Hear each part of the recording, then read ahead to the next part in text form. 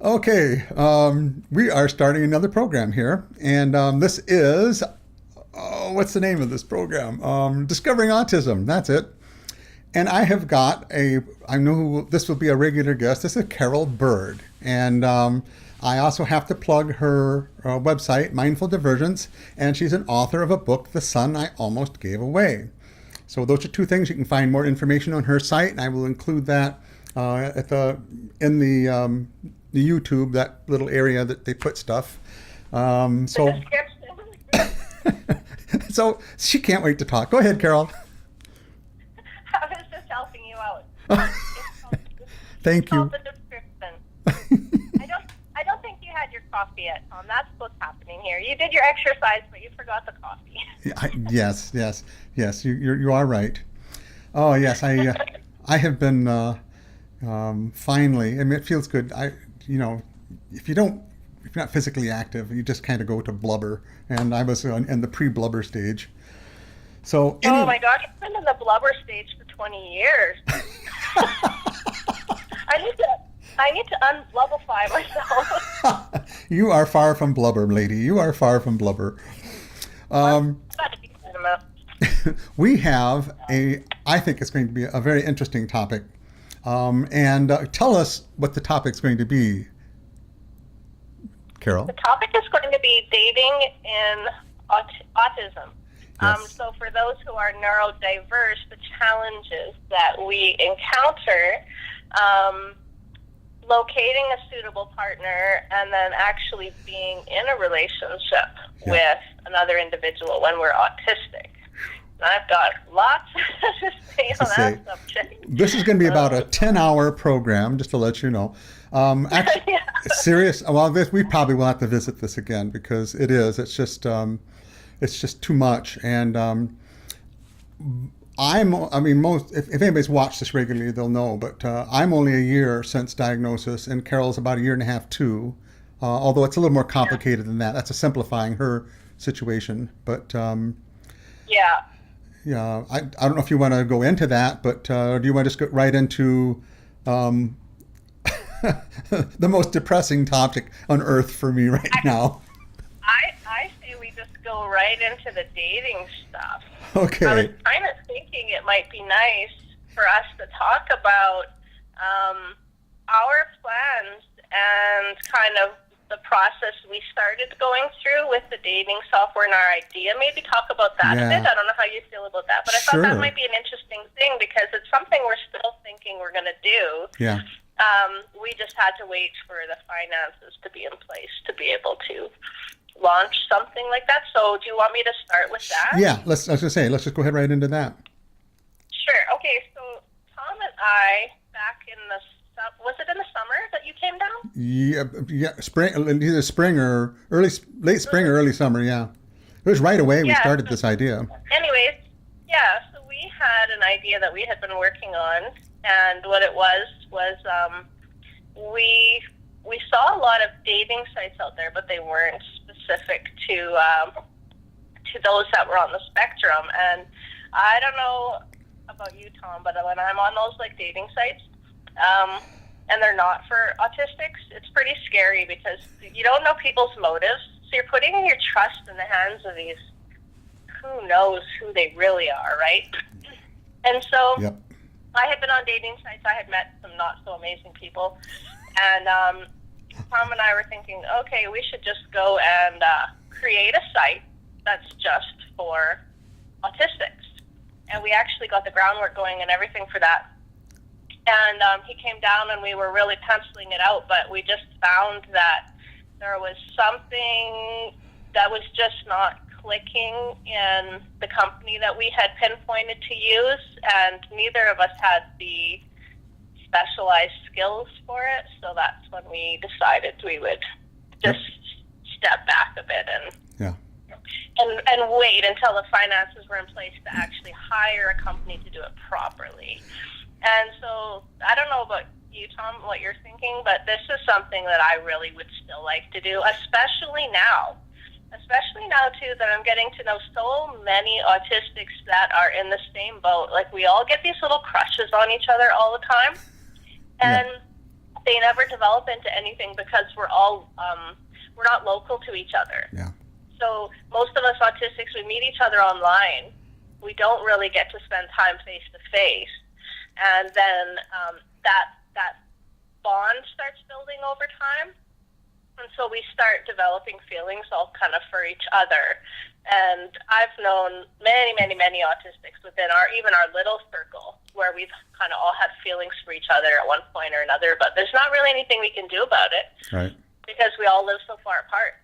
Yeah, I know. And if we had this dating site or this dating app, then it's like we could deliberately start developing feelings for someone local, someone we could actually meet if we had the courage, of course, to like leave our house and go meet someone.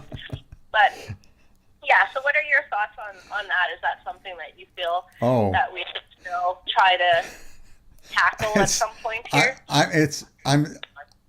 I probably shouldn't mention any actual specific sites, but one of the big ones that I've been on, and I've had, I literally think this is what's going on. Well, first of all, the software itself is set up to send you these bogus, so-and-so loves you, and they, it's like, because of the way I have my profile written, it basically says, if you don't say you're autistic, I know you haven't read the profile, because that's the first thing I say is like, let me know, because blah, blah. And then I actually responded to one, and I think they had hijacked the picture. I think it was a foreign person, because I started talking about autism. It's like, I could have said, I have Swiss cheeseburger. And they would have said, oh, good, me, I have Swiss cheeseburger too. And it's like, things just did not, it's like, this isn't legitimate. This isn't even a real... They're information digging, and that's the kind of stuff that's out there. And I think I've only done this for a couple of weeks now, or if that, and I think it's happened to me almost twice. At least one suspected and one I'm pretty sure. So you get that, and you get just people that you can see their pictures. That it's just people aren't honest. That's the bottom line. People just aren't honest. No, and that's the problem, is that we are kind of like naive naturally and pretty gullible people. And so you have to have, this is what's sad about it, Tom, you have to have this super alert, like on the defensive pretty much when you're on sites like that. Yeah. And here's something that I'm running into, and I told you that I was talking to somebody, and I'm still talking to this one person that lives close by here. But what happens is, when you've been burned so many times, you become so jaded and so skeptical that when you even do meet a good person, you don't believe they're a good person. And so you talk to them like it's an interrogation, really. Like, I'm trying to get to know this guy. And I really don't see people in a very good light. Even if they were a good person, they probably wouldn't even like me, because the way that I'm, kind of trying to catch them in the lie, find out who they really are, and who wants to be talked to or treated, like that. Yep. And that's what I'm noticing I'm doing now when I'm talking to these guys. It's like, it's part an interview, part an interrogation, really, is what it is. Imagine you're on the receiving end of someone so suspicious and paranoid. Like, you're not going to want to date them. Well, you read some of the profiles, and it's like, I've had it. I'm tired of guys. I don't even want to talk to you guys, and so I want the perfect man. And it's like, yeah, huh? It's like, and I think that's where a lot of that comes from. Is that, like you say, people have been burned so many times that it's like, okay, this is what I want. If you don't show me A, B, and C, then just hit the road, Jack. And that's about the wording of a lot of the stuff. Mhm. It's.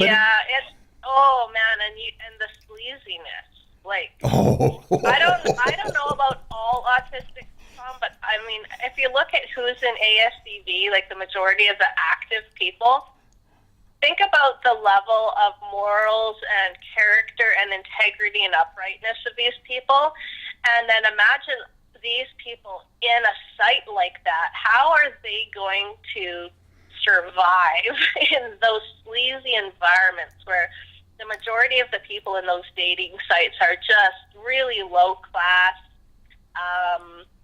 They're not there for the right.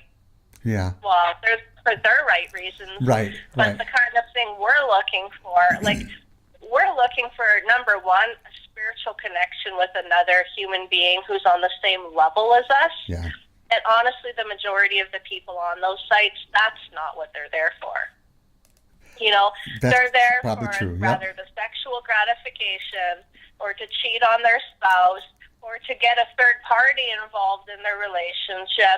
Whoa. Or maybe they're there for a relationship, but it's really just to satisfy their own needs, whatever their needs are. Yeah. You know, very few are actually there because they're looking for like that soulmate connection, and with the perspective going into it of what I can offer that person, what I can bring to the table in their life. It's so much the other way around, you know? Yeah.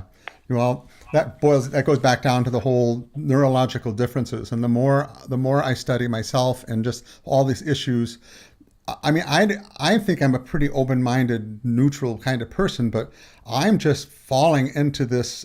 I mean, I don't know if I won't say this because this isn't true, but it would be a very rare neurotypical woman that I think I would be able to really be attracted to. Not attracted, but bond with. I mean, have the qualities that are needed to really have a good, healthy relationship. And I'm almost afraid to say that because, one, it hasn't been that long for me, and I'm maybe just in that stage, but I really do think that that's where I could be at peace.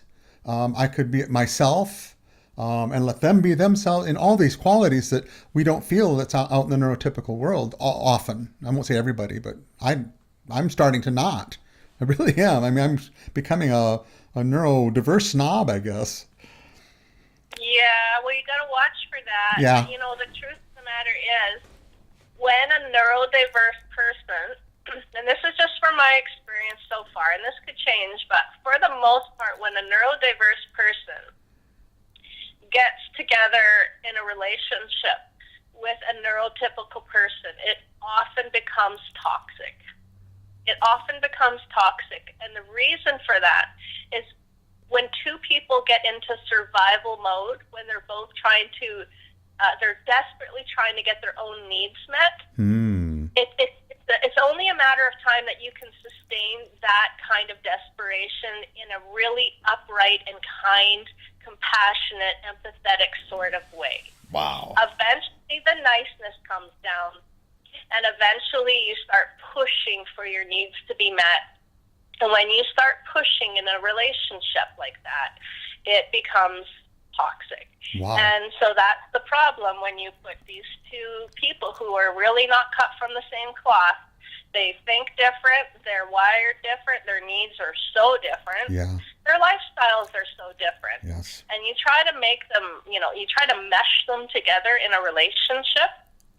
It really only goes well for a while, unless, like, you know how you have you're kind of like borderline autistic, and some people are on one side of that and some people are on the other. If you get two people that are fairly close neurologically, it can work decently well.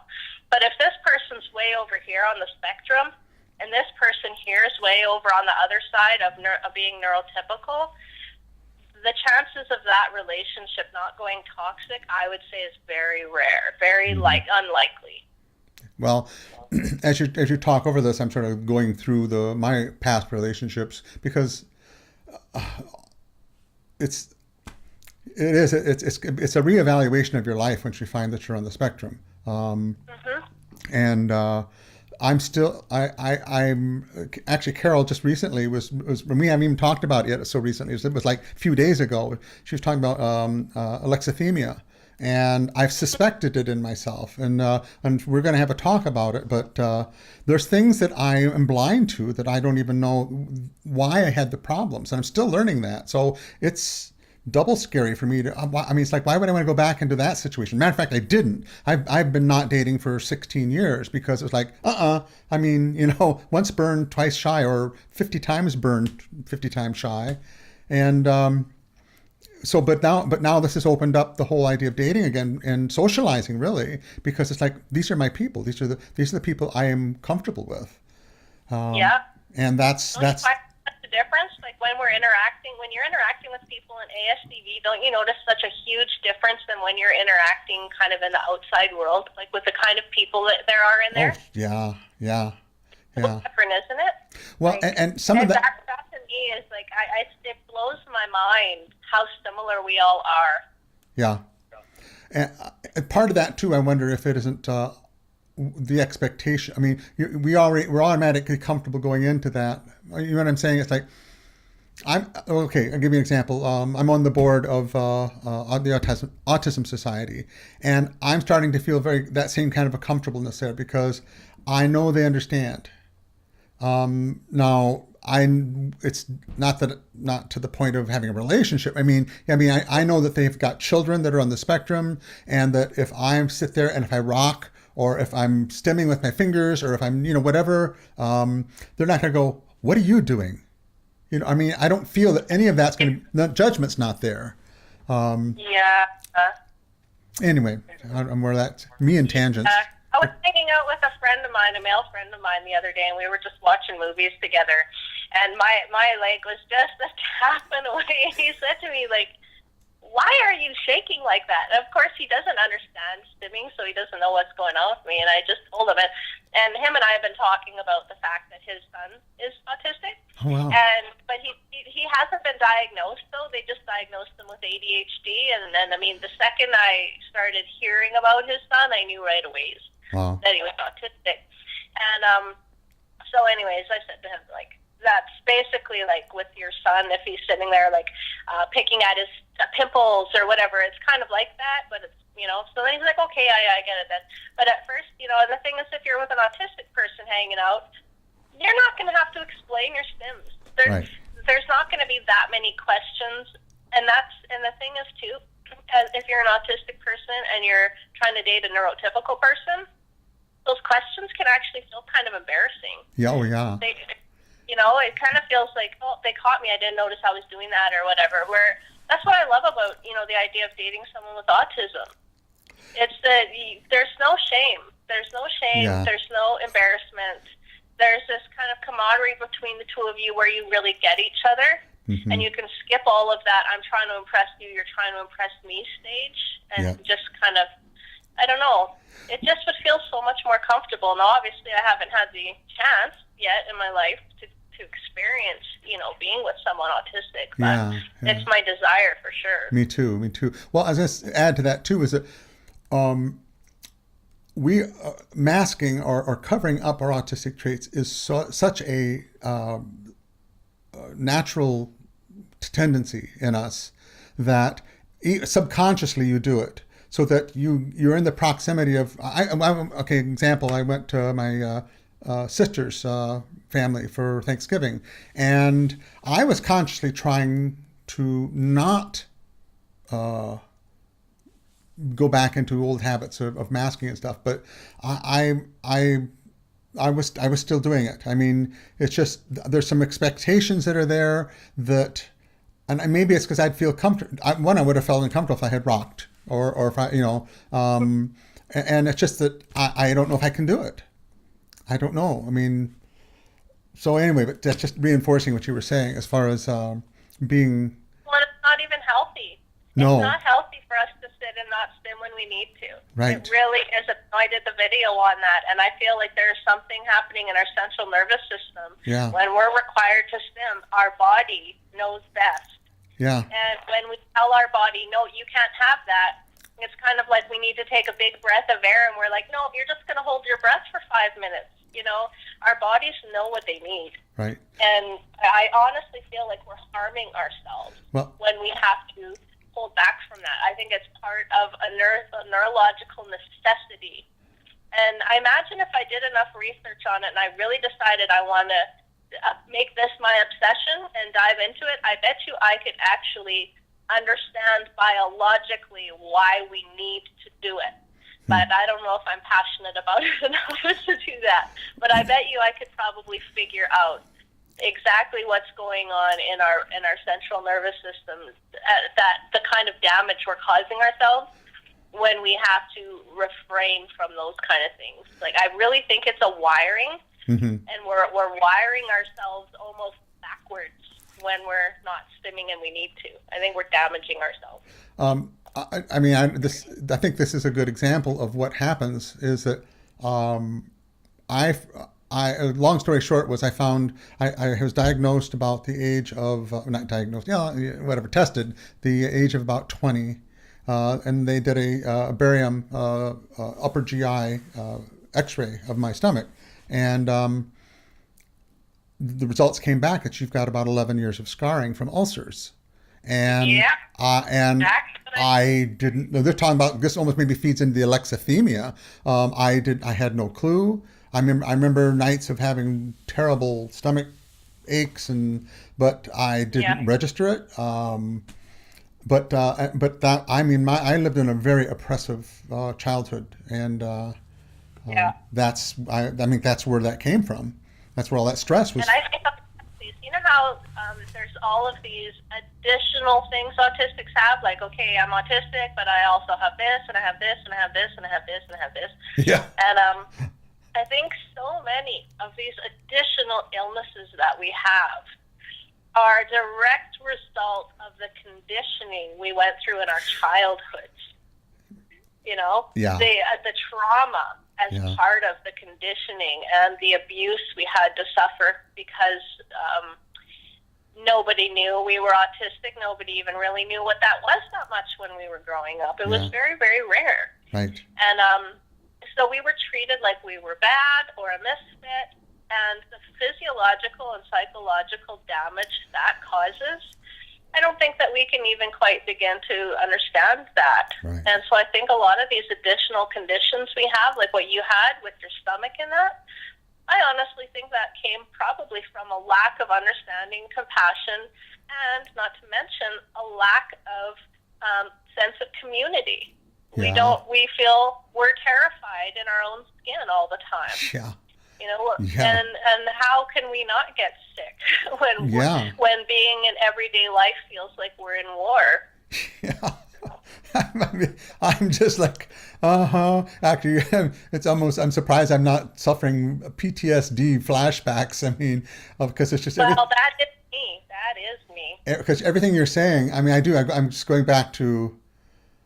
It was, you said in battle. I mean, that it was just, it's unbelievable. I mean, that how we got through life this far in a lot of ways, and a lot of people don't, I know, and sadly. And this is why I think it's so important that we find a partner who's also autistic. Yeah. Because I think that empathy and compassion builds for such a element of closeness in a relationship. And I really don't think, I think we could develop a lot of closeness for someone who couldn't necessarily relate. But I think finding someone who can relate would really start the relationship off on the right foot. Yeah. You know, you're coming into this and you really both kind of have been through the similar type of thing. I think that's the best case scenario for all of us, is to be able to find someone who went undiagnosed in childhood. That to me would be the best case scenario. And then the second best case scenario would be maybe they knew they were autistic all their life. But I think for you and I and a lot of others that found out, later in life, the ideal situation is if we could find someone to match with that also found out recently. Because then it's like we're tackling this journey together as a team. Yeah. And that builds such a sense of closeness, just having that kind of thing bonding you together. Yep.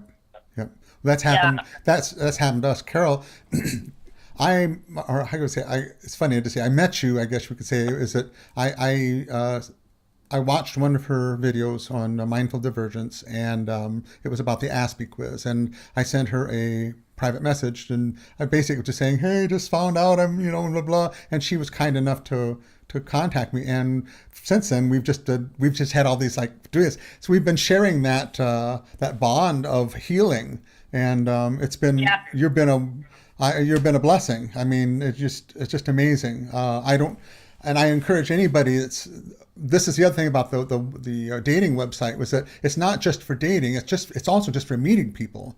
And that's so necessary, because I cannot imagine having to go through the rest of my life knowing I'm autistic and still having to do all that alone. I don't know. That scares the heck out of me, because I won't go any further, but that would be bad. That would be bad. We both have had that conversation numerous times. Yeah. We both know where each other was headed if we hadn't met each other, and ASPD and diagnosis and all this stuff. We were both headed down a very dark path. Yeah, it was getting pretty dark. The sad thing is how many right now are out there headed down that same path, and they don't know us, and they don't know about their diagnosis, and they don't know about any of this. Right. And they go down that path to the end. That's what's so sad for me. Yes. Oh my God. Yes. That's why I feel like I do want to get this software going. I need to know, like when you came down, and we were trying to just pencil this out on our own, and I came to the place where I realized I was wrestling against my own spirit. I was trying to make myself do and be something that I wasn't designed for, and that's when you helped me realize, you know what, you weren't put on earth to be Jesus to the world. Use your gifts in the capacity you were given them, and if this isn't going to be a blessing for you to be doing this project, then we need to back off on this right now. Yeah. And so we did, and we backed off on it. But I definitely feel a calling to get back at it, but I want to do it in a way where I'm not really necessarily having to do a lot of the hands-on stuff. Because remember when I was having to look at those different pages of the information on when we were trying to customize the software? Yeah. And I was having to learn every one of those pages and that. Yeah. Oh, it was just like, I don't want to be doing this, but I was forcing myself for the better good, right? I was saying, no, you are going to learn this because somebody has to do it. Yeah. I think if we can just hire somebody to do it. Well, this I think is another characteristic of I won't say especially late diagnosed, but we're always picking ourselves up by our bootstraps. We're always forcing ourselves. And I'm thinking too now, the more I'm thinking about the alexithymia, how that would play into how I've done what I've done, because I didn't feel it. I was able to push past stuff and bury it. Yeah, exactly. And when you're so not in touch with your body and your emotions, you find yourself doing crazy things sometimes. But that's this conversation is very fun to have, because this is exactly what we were talking about just within the first 2 or 3 times after we met. It's like, we're going to do something for our community. It was amazing. It was like right off the bat. Within, I think the second time we spoke, I remember I was sitting in the parking lot, the Shoppers Drug Mart parking lot, when we had our second phone call, I believe it was. And that's when we created this idea. Yeah. We were like, you know what? We should do this. We should do this. The world needs this. We should do this. Yeah. And from that day forward, we started plucking away at it. Yeah. And I know we had a break on it for a while when I had my burnout for, how long was I in burnout there when we weren't talking much? Was it 2 months? 2 or more. It was like a, Yeah, it was for sure on hold for at least 2 months, because my entire world was on hold for a couple months there. But I'm thinking now, if we get back into it, it's going to be a matter of us interviewing someone who has programming skills, and we would just have them design the whole thing, and they would be managing the whole thing. Because I don't really think that either of us have a passion for that. Like, you are amazing with the technology part of doing your interviews like this and your camera stuff. Like, I don't know what all it is you do over there, but you have some talent in that area for sure. But I don't think either of us could sit down and program out a dating app, you know? Well, and what we were trying to do was we went to a company that had a prepackaged dating application, and we were going to say, well, instead of it saying this, let's have it say this, and we were going to sort of change the face of it so that it was more autistic friendly. It wasn't so busy. We were going to get rid of certain pages and things, you know. So it was keeping the basic structure of their software, but then modifying it for our needs. And it's and the company itself was just sort of, they started to cooperate, but you know, it was just It was sketchy. It was sketchy. Yes. Like, the lady would phone me and her cat would be meowing in the background, and Yeah. so I was like, do we really want to be sending these guys like $3,000-$4,000 right now? Right. You know, when the ladies, you know, I don't necessarily have a problem with people working from home, because I work from home a lot, but it just seemed like, you know, with the reviews on them, and the way that I heard her cat always meowing in the background, I just kind of felt like, I think if we're gonna do this, let's just do this thing right. Yeah. Let's not do it half-assed. You know, let's do it properly, because I know when we get it out there, it is going to catch like wildfire. I mean, look at our tiny little group and how many of us are wanting to date each other in our little group because we don't have any local options. Well, we don't. Yeah. We don't know any local. As soon as there's an option for people to meet locally, this thing's going to go crazy. And I want to know that we did it right. Yeah. And I also want to know that the person behind it is in for the long haul. Mm-hmm. They're in for the long haul of constantly updating it and all these things that we don't know how to do. Yeah. So that's what I think we need to look for, is we need to find someone who would be interested in like working for us, building this thing, taking care of it, and we don't have to know any of this programming nonsense. Right. Ideally, somebody that's on the spectrum too. Oh, absolutely. Yeah, absolutely. Yeah, that is so important to me. Yep. Yeah, that's anything that we do that's for the autistic community. To me, it's so important that the people doing it are autistic, because so many of these organizations around the world that serve the autistic community, most of the people that founded it or run it or make the decisions, they're not autistic. Right. And it bothers me a lot. I don't know why it bothers me so much. Maybe I'm just like really in that kind of protective mode of, I don't even know what the word would be. Maybe it's ego. I don't really know, because I can't pinpoint my finger on what it is that feeling that it triggers in me, but it upsets me in a way. It upsets me in a way that decisions are being made for us but not by us. Mm-hmm. Right. You know? Well, it's a manipulation. Like, yeah, I mean, I don't know. No, and I think it's your right to have control of your own destiny. I mean, you can't. Yeah, exactly. You're understanding me. Yeah. I mean, the intentions are great. We're not saying that they have bad intentions. It's just like it's. I mean, I use the example of not letting a child STEM. You know, it's like because it bothers you, not because it's not the child doesn't need it. But I mean, there's that disconnect. They're looking at it from the neurotypical perspective and not going, well, children don't do that. Well, yes, a neurodiverse child does. And that's like, and I do this, and you don't, but I do this, and that's, you know. Yeah. I write a lot, and when I'm answering on Quora, and I always try to emphasize that we're different. We're different. You got to understand this fundamental, absolute. You need to know that we're operating from a different operating system, and very different. Yep. Yeah. And I think part of the reason that it kind of, I think one of the things that bothers me when organizations pop up and they're like they serve the autistic community is usually the founder, the person who started it, they had very good intentions, right? Mm-hmm.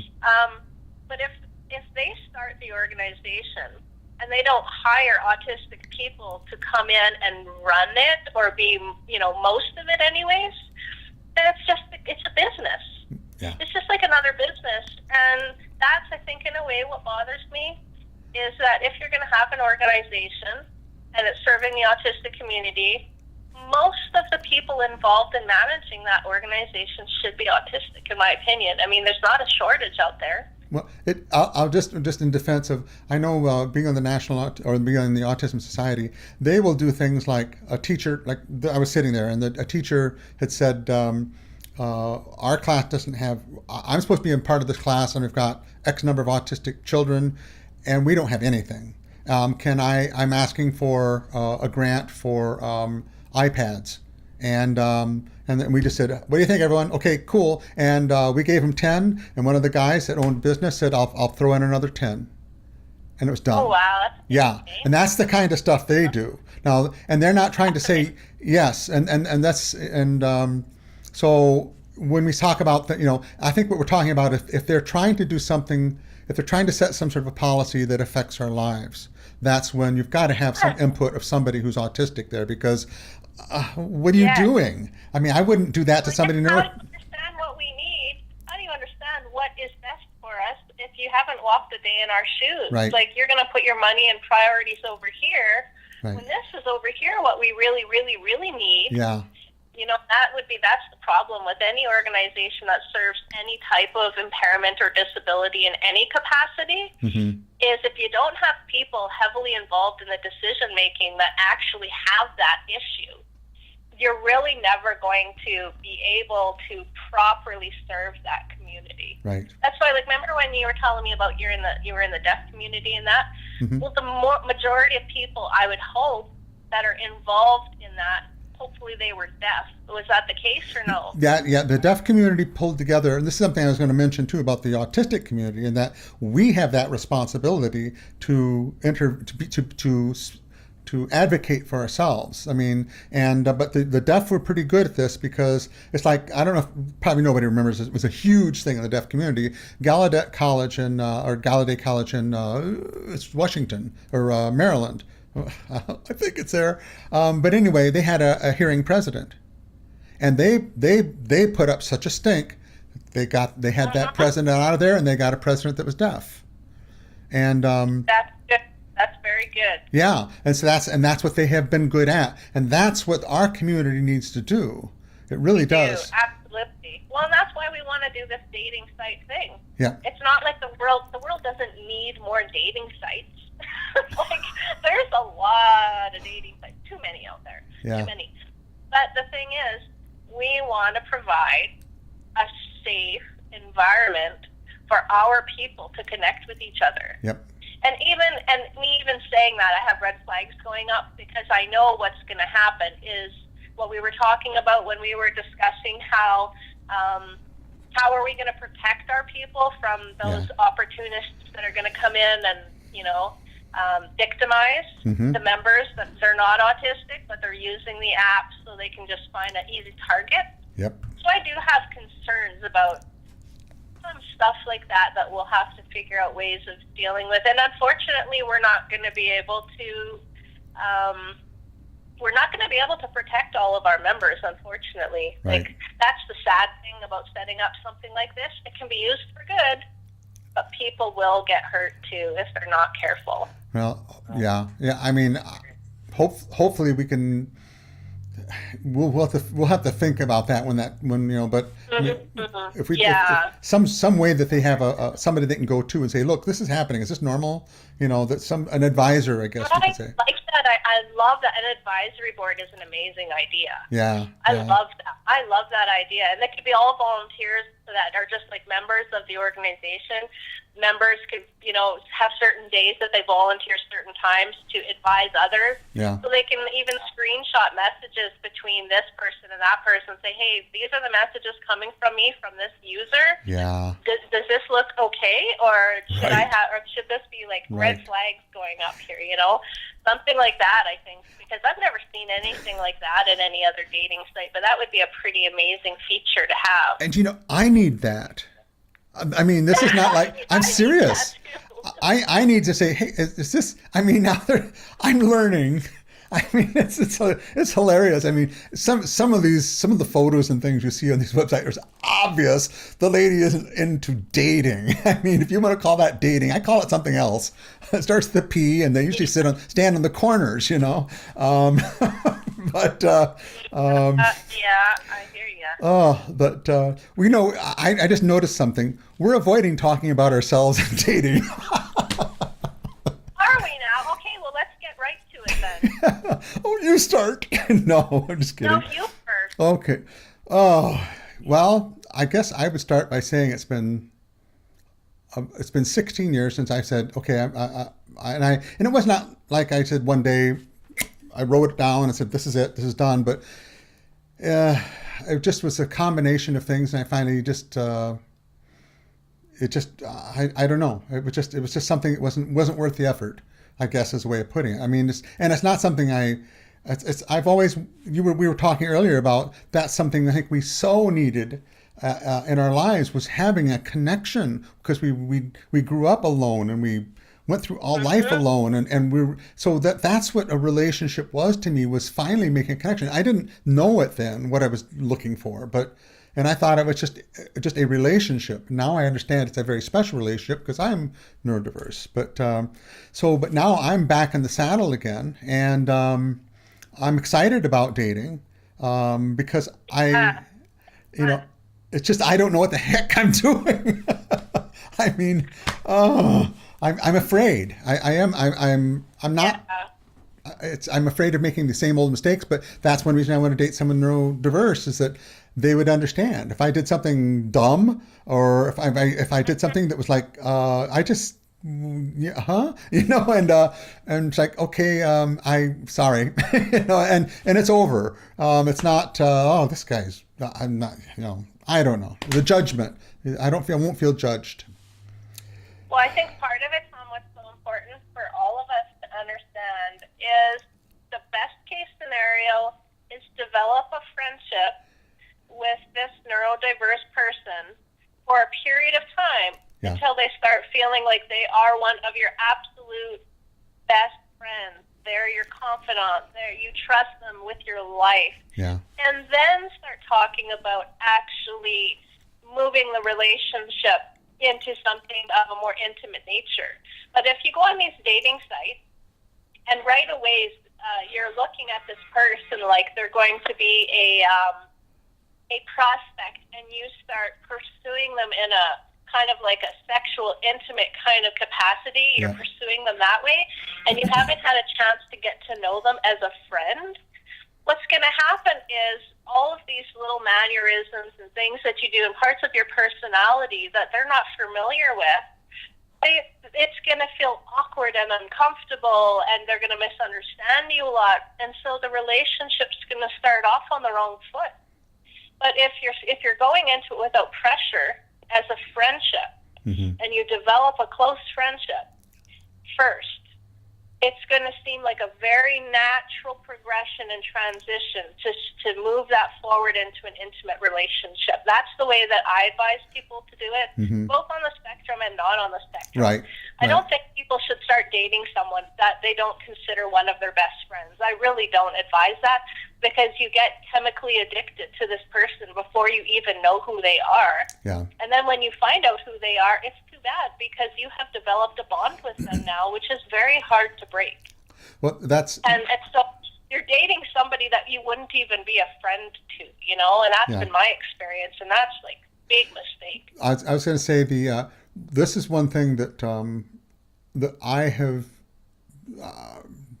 this is a line that I drew now in dating, and that is that once something becomes sexual, and even probably maybe even this is a gray area, but I'm going to even say intimate, or I mean, I guess holding hand. I mean, those are all stages that I'm not sure how I'm going to judge those, but once, especially once you have a physical bond, once you've had sex with a person, it seems like all of the small stuff, all the stuff you're talking about, like building friendship and actually knowing each other, and when you're friends, I won't say maybe maybe it's a little bit more of a forgiving thing, but at that point, once you have physically bonded it on, it seems like it's closed the door of one type of development of knowing each other that you can't open again.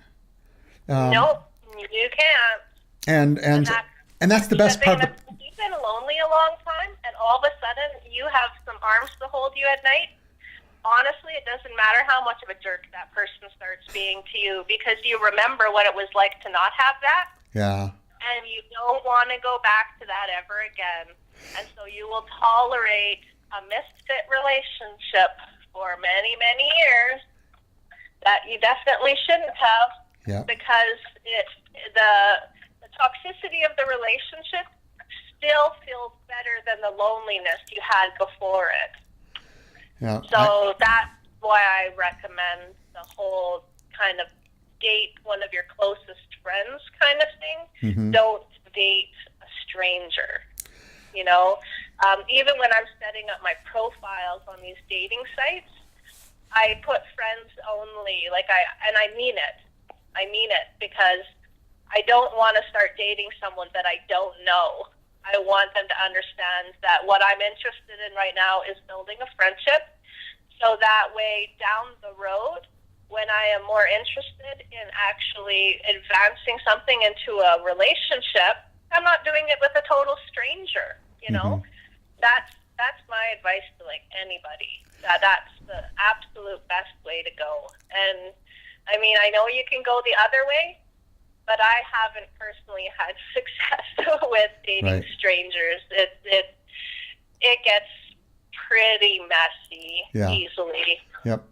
Yeah. And this came up. If it's too much of a tangent, we'll come back to this. But when you, especially if you're late diagnosed, there's so much about yourself that you don't know. That this is what I found as a problem in past relationships, is that I mean, people would laugh if I told you who I've dated. I mean, that are so opposed to the kind of person I am. But part of it, you got hooked into it. Part of it was the sex thing, and I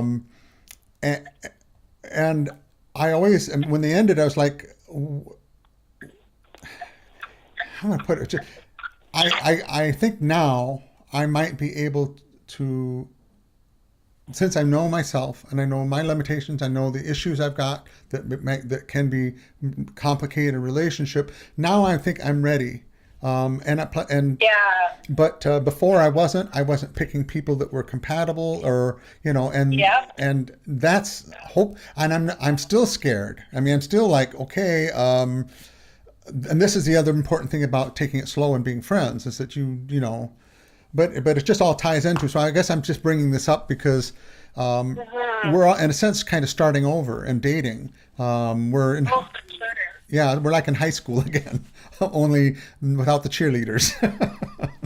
Oh, no kidding. And so many of us, we make the mistake of basing it on physical attraction too. Yes. The physical attraction is one of the first things we're looking for.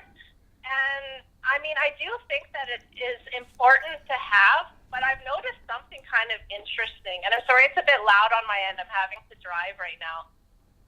But one thing that I noticed is the more time you spend with someone, the more physically attractive they become to you.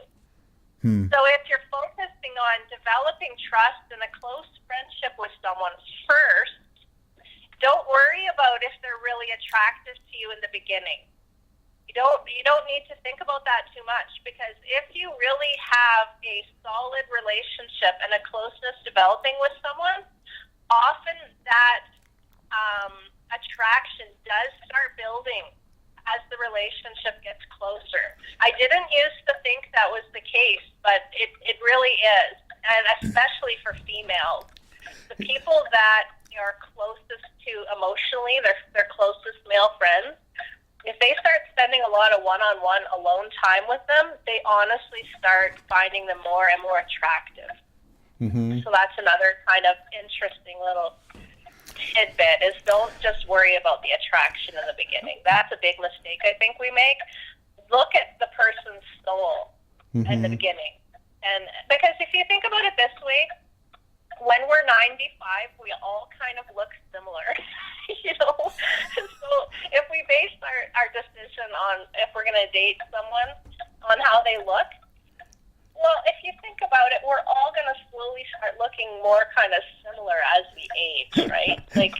Physical stuff is all going to go eventually. Yeah. And Well, And so I don't want to think about that too much. well, but I've got one thing I want to say about that is I think if you're in a good relationship, the spirit doesn't get old, and so that No, not at all. you know what I mean. So that the youth, that the person that's there will always be there if you're in love with the spirit and not with the body. Although the body's nice, just no, just kidding. I'm just kidding.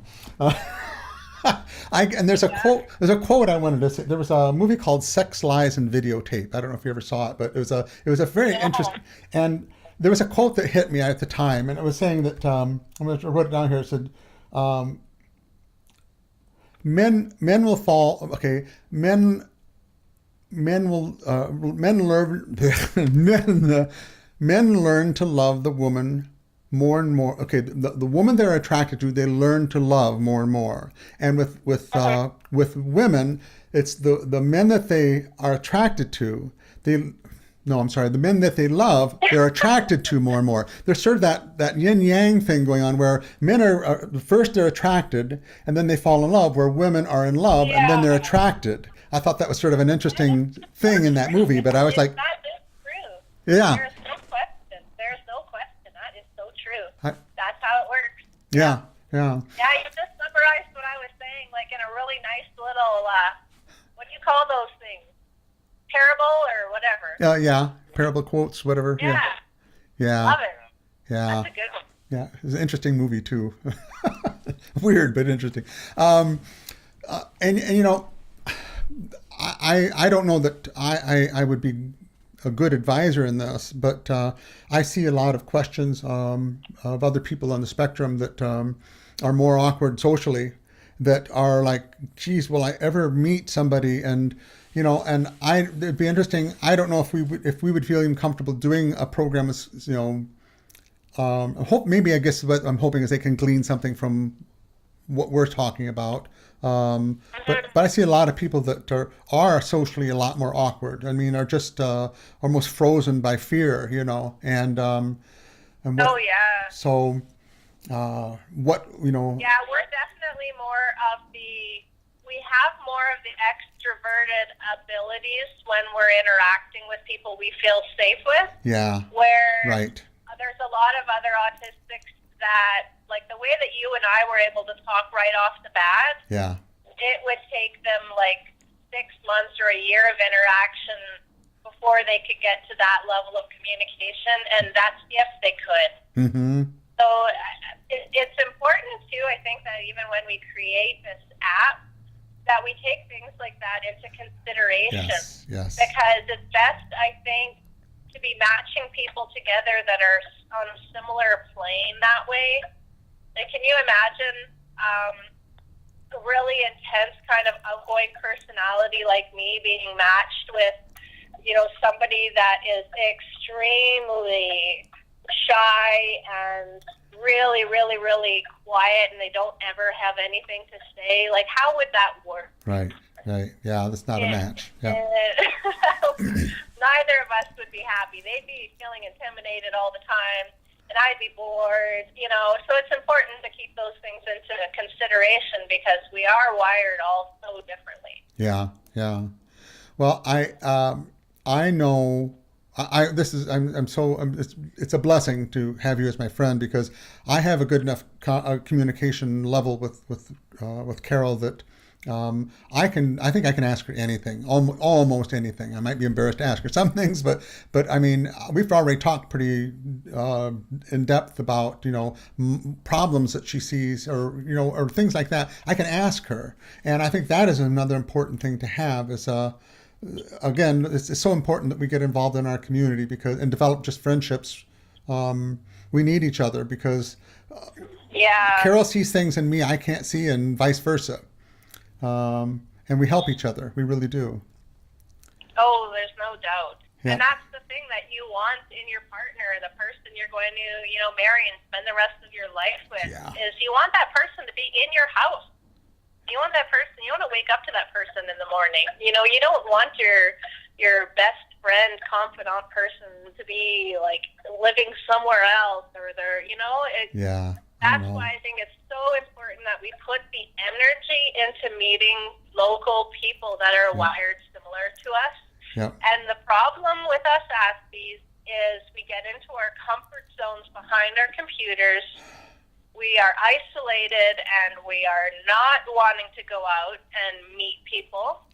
And so we settle for the electronic version of an intimate relationship. We settle for that, and we waste a lot of time on it too. Yeah. We because any energy that we're putting into each other electronically is energy we're not putting into someone in real life. Right.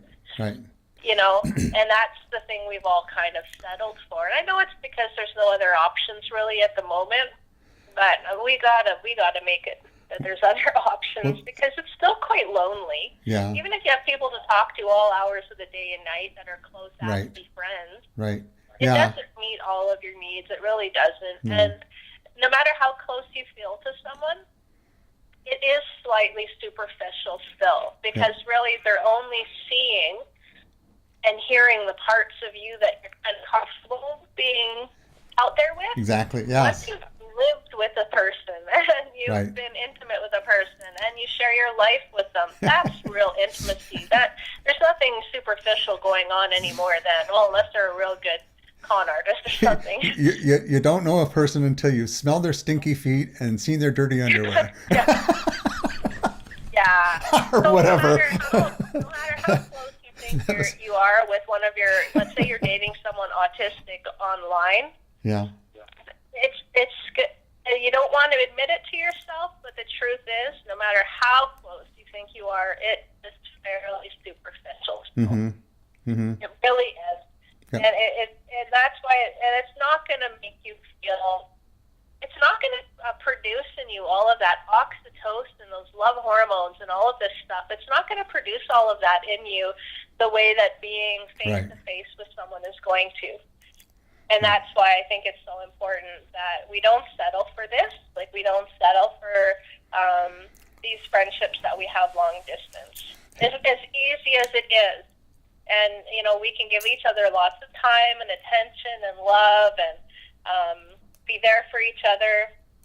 But I think it's that what happens is we fill that void with these long distance relationships, and we lose our motivation to try to find somebody local. Yeah. That's what happens. Yeah. It's like, oh, this is good enough. We've I mean, not everybody, and I can't say this about everybody who's either late diagnosed or was diagnosed early, but we're kind of used to, how am I going to put it, just accepting what we get, you know, and not having the motivation. Yeah, settling, always settling. Settling, that's what I was trying to think, yeah. Yep. And this is, I know, this is something I wish I could be more part of. And I just, anybody that's neurodiverse listening, and that is, get it in your mind. I mean, I really do think we're at an age and a time where for a minimum amount of money, I can literally broadcast around the world. You know, we need to use all of these capabilities, and we need to pull our community together. We need to get active. We need to get out of our houses. We need to see each other. We need to start developing all these things that are going to make our lives better, because it won't happen any other way. So that's why we need to draw boundaries with each other. You know, we kind of become codependent on each other to a degree, which is not bad. The good thing about a lot of autistic people is we're not that codependent by nature in comparison to like mainstream society. We're a little bit more comfortable in our own skin. Yeah. We're not as needy, clingy people. We do like to have more alone time. So we're not always just kind of constantly trying to spend time with people all the time and cling to others. But the thing that I'm finding is, if we do develop strong relationships with the people online, then what ends up happening is there's a comfort zone that we get into, and it really does feel nice and safe. So we have our own little community and that, but we kind of start forgetting what we're missing, or maybe we're oblivious to what we're missing, that physical touch. Yeah. And that is such a beautiful thing. And we're never going to have that with each other. You know, we're missing out on something because we've become so complacent and so comfortable that we're missing out on one of life's most beautiful things, really. Yeah. Well, and I think we need to start setting boundaries with each other online and saying, hey, you know what, if I'm noticing you're texting, calling me all day, that's attention you could be given to somebody local. Go find your person, locally. And I think we need to learn to do that with each other when we start noticing that someone's starting to give us the attention that they really should be giving somebody close by. Yeah, and boy, that ties into the whole having to. I mean, there's that's if the person has other people to I mean, it goes back to that chicken or the egg thing. Okay, they need to develop these relationships outside of the internet and in the real world around them. But I would have. I don't know. I mean, I don't know how much longer I would have done it, but I pretty much became a hermit. I feel like it. And, me too. Oh, me too. No question. No question. Totally. Boy. Yeah, it's. And it's crazy. Most people, they that try to get to know me, like online, especially through work and that, they're like, how can a beautiful woman like you be living in your bedroom? Like, you have so many options and so many things in the world you could be doing, and so many people want to spend time with you. And I'm like, no, not interested. Yeah. Just not interested at all. Was that like there's no desire for that for me. Was that pre-diagnosis that you felt that way? I felt that way always. Well, but I mean, I felt that way always. But and then yes, for sure. Yeah. Yeah, and now I kind of wish that I had a way of tapping into other autistic people locally. Yes. Even though it'd be really hard for me to actually, like, I have one lady who is autistic who lives in Saskatoon here, and her and I have been talking about meeting for, I'm just going to plug a number here, like 7 months, 9 months, I don't know. Uh-huh. Like, for a long time, and we even make plans. We're like, okay, we are going to meet at the roastery, like Saturday at this time or this or whatever, and then we don't. Something comes up on her end or on my end, and what it is it's anxiety. Yeah. We don't want to meet face to face. It's so freaking scary. We don't even want to leave our houses. Like, we're so comfortable in our own place. So it's hard. It's very hard for us to just make ourselves go and do it. Once we've met a person face to face, it's so much easier after that. It's just that first time. But it is so hard to go do that first time. Like, we don't want to do it. Well, one of the things I had thought of this last week about the Autism Society was that, and it's funny because we were talking about this too, is having a component of that's more active in doing what we're saying, because and I think they'd be 100% for it. And that'd be find a way to start create some sort of a social network somehow. I haven't even thought it through enough, but there's an Autism Society in most major cities. So it would be something if we could do a model here in this city and and set something up that would spread. Wow. Well, what's unfortunate is, once again, like we were talking about before, most of the autistic organizations are run by non-autistics. And so, you know what, Tom? I have seen on Facebook here that they're having functions for autistics, but guess what?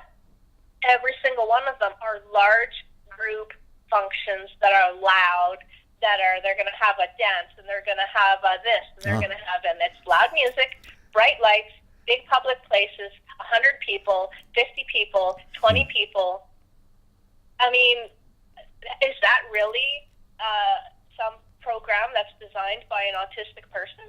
I don't think so, because if an autistic person had any say whatsoever in the design of these programs that they're putting out there for autistics, they would say, first of all of that music and those bright lights and this big public event where we're all going to have to mingle in a large group and we're all strangers, maybe no. Yeah. Maybe we won't do it like that. How about groups of 4 or 3 or 5 in separate rooms with normal lighting and not tons of posters all over your walls with 1,000 different colors, and not all this craziness going on, and something, structured, but I mean, the chaos, that's not attractive to any of us. And the fact that they even get autistic people showing up to these things is blows my mind. Yeah. But I will never attend anything like that, because that's I will pay money, Tom, to not have to go to something like that. I will pay you money. If I knew I had to go, I will pay you $100 a minimum to make it that I don't have to attend that. It gives me some ideas from autistic fundraising. Could be very lucrative. No. I know. This is the sad thing. Threaten them with a good time. Events and group functions here, but I would never go to any of them because they're not autistic friendly. None of them are. Well, that's what I'm thinking too about the Autism Society. Is that, I mean, these everybody on that board is cool. I mean, they all have autistic kids, and I mean, I'm gonna float this to them one of these days, and when I think of it some more, and that is that let's see what we can do to actually bring together the autistic community to to actually be part of whatever. I mean, and start and have that component of it. And I think I don't know. I don't even know enough to say it to really talk about it of the founding and what motivated it and what started everything. I think it was actually help for children. I'm not sure. Yeah. But so we're coming up actually probably close to an hour now, and okay. Well, I need to run pretty soon anyhow. Okay. Well, this was maybe part one. I mean, this is something that we'll talk about and get some other ideas. But I think it was a good program. Okay. I'm going to. Absolutely. Again, this is Carol Bird. Mindful Divergence is her YouTube site. The Son I Almost Gave Away was a book that she wrote, and that's something we could even have an hour about. You just talking about that. Oh, easily. Yeah. In a summary, it was her son was autistic, and they had, to say the least, lots of issues when he was growing up, and it ended up in being The Son I Almost Gave Away. And so you can see that on her Mindful Divergence site, and I will make a link to that. Thank you, Carol. This is always fun, and you're my best friend, and it's always great talking to you. You too, Tom. Thank you. We will say sayonara then for the camera, and thank you everyone for watching.